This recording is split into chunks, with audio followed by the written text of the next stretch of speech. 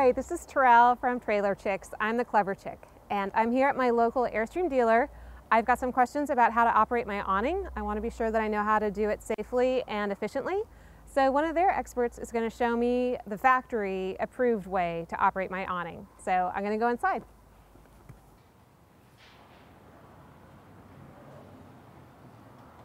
Hi, Ben. Hi. I'm Terrell from Trailer Chix, and thanks for agreeing to meet with me.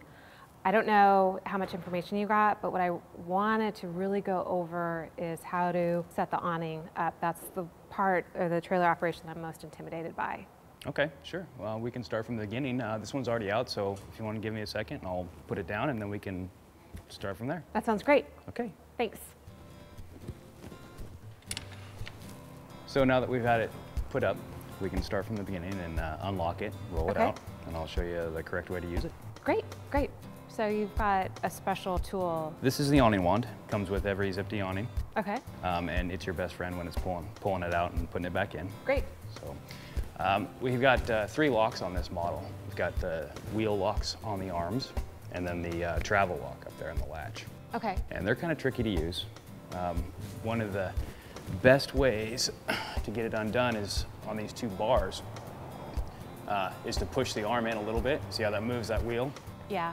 So it's recessed in there. That's why it doesn't pop out when you're rolling down the road. So if you push it in a little bit, it makes it a lot easier to unlock. Okay. So you just turn it counterclockwise. Whoop. Oh, it's supposed to do that. Yep. Okay. It just flops over. It doesn't even touch the skin. Okay, great. So that part's good. And the rear one, same thing. Just push in a little bit. And these things aren't supposed to be like really, really, really tight. If they're really, really tight, then you're gonna have a really hard time getting them undone. Okay. And then this travel lock, it's supposed to be pretty snug. The best way to get it undone is to just put a little bit of pressure and then twist it. Okay. And so, since that's called the travel lock, or I guess all of those, like if I'm just gonna be resting the awning and I'm camping for a while, do I need to lock all of those back up, or that's just really for when the trailer's in motion? The springs on these are really good for keeping it in, but I would at least turn one of the wheels if it's just gonna be sitting in the camp spot rolled up, because you never know. You never know what might happen. Just better be safe than sorry. Great. But yeah, they're definitely more for traveling down the road so that it doesn't bounce out. Seeing the beautiful side. Yeah, or fall off completely. Oh, even worse. Yeah. So your awning strap right here. Yep. Just grab that with your wand. Okay. Walk straight back and just pull it towards you. And now when it's all the way down, it should stay. Okay, so it's not gonna spring back. A little bump will make it start rolling out though. So they're wound just tight enough to just stay. I'm gonna go ahead and lay this down. So at this point, you take your strap here and you just roll it up. Carefully, carefully. Don't drop it. So you've got the little strap here once it's all rolled up. Oh, great. And you just stuff it up in there like that. And you can leave it hanging like this. I usually just tuck it. Okay. And it helps the awning so that when it gets to that point, it doesn't want to roll up on its own. It won't snap all the way right back. So I'll just leave that tucked there. Okay. And now we can go to the rafter arms. Rafter. Okay, let's do that. So the rafter arm has a little seated position down here on this post. Right. Okay, and this is a storage position. Okay. All you do, pick it up. Okay. And move it out. Now, one of the things that we've been taught too is to keep yourself in between the rafter arm and the trailer. So if you accidentally drop it, it comes down and it doesn't come back and smack the trailer. Right, and it's pretty lightweight, so it's not like you're gonna maim yourself. Right. Right now, it's loose. So what I'd like to do now is show you the Caravan position. Okay. So if you wanted to go ahead and go and take that one. Sure. Okay, so now it's my turn. So I slide it out and then. Yep, perfect. Okay. Hooked right on there. Now, since we've got the rafter arms on now, the strap being able to hold the awning out, we don't have to worry about so much. In fact, we actually have to pull it out for the Caravan position. So basically, all you do is roll it up. Oh, great. And then you can take this and maybe tie it. Tuck it up across. Tuck it up. Yeah, that too. That works perfect. Now, do we need to tighten anything Nope. once it's in the Caravan position? Once it's there, it'll that's stay? perfect. Yeah. At this point, you know, this Caravan position is set. And it's really good for tight spaces, or if you just want a little bit of shade, you know, or to keep the water from going inside the coach. That helps quite a bit, and you still have room to open the door, even though it will kind of drag on it a little bit, but it doesn't do any damage. Okay. So it's okay.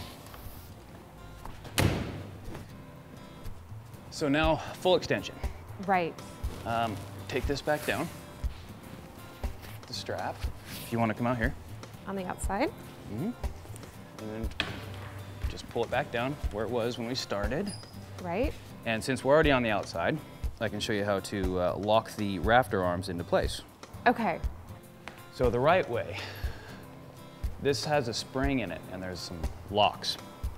Like I showed you, it's loose. Right. So we have to lock it in place for full position. Best way to do that is to grab it up here from the outside and just lean back until you hear it click. Okay.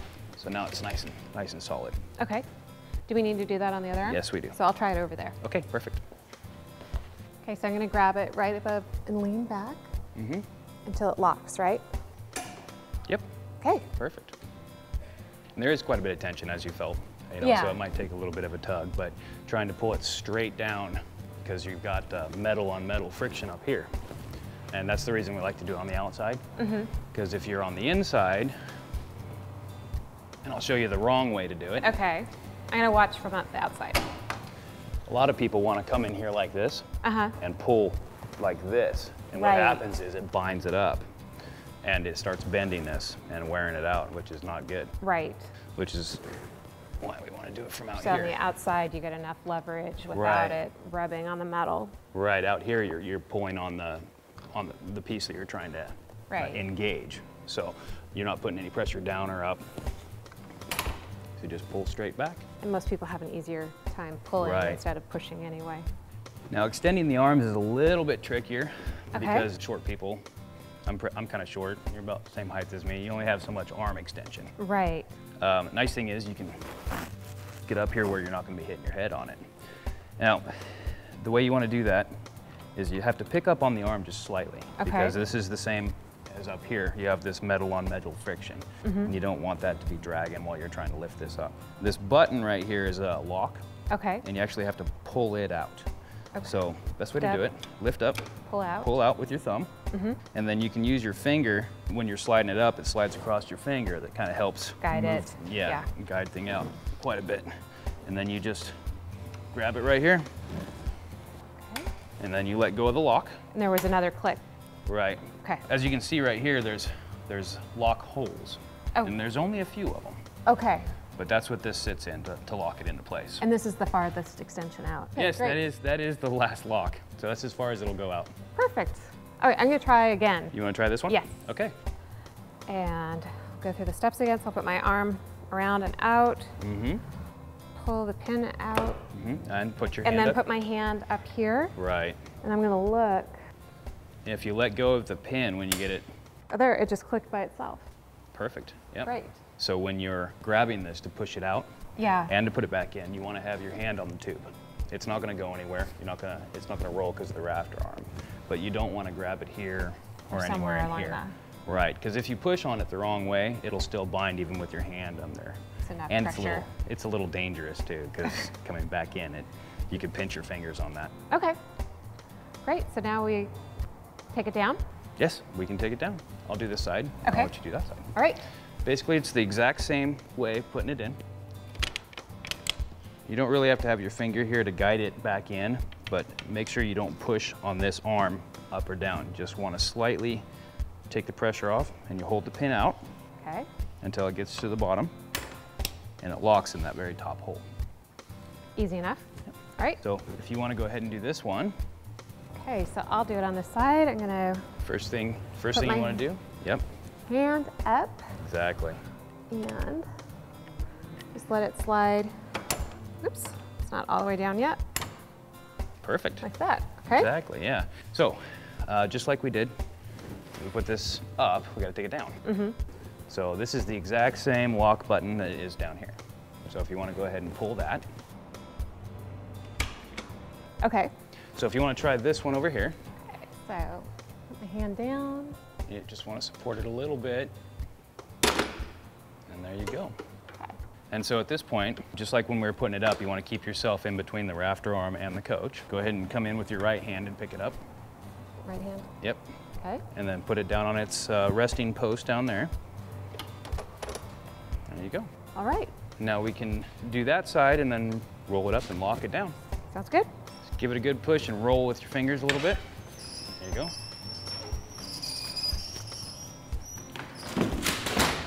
Perfect. There. Went right up. So at this point, you can take your wand. Right? And you flip it. Up. Yeah. Now with one hand, you want to be holding the wand, and the other hand, you can kind of push in a little bit on this. So you can just kind of take it up in there. Spot. And then when it pops back out, it's in that groove, so you don't have to touch it anymore. You can just wind this up and get it nice and snug, but not too tight. Right. Okay.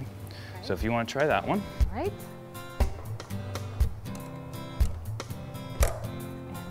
And let go of the arm. There you go. That kind of. And then we go around, tighten it. Yep. And then if you get to just pull down on the inside one of it. There. It's pretty locked in. Okay. And then the third latch, the safety latch. Now this one's a little bit tricky. Now what you need to do is put a little bit of pressure back. Right. Pull back, not too hard. Just enough to slide that right in there, like that. Okay. You want to try that? Yep. This one will be. A lot of the operation of this awning has to do with finesse. You just have to barely tug or barely pull. Well, look at how smooth that was. That was great. Perfect. Okay. And you're done. Well, Yeah. thank you so much. I You're really welcome. appreciate it. You're welcome.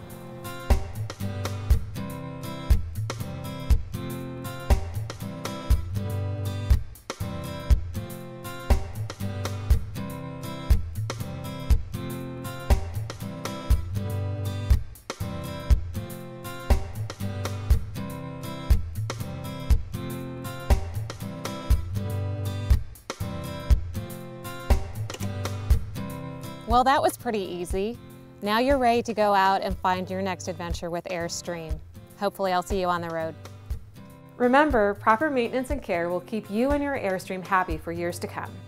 Find more tips on Airstream.com or visit your local Airstream dealer.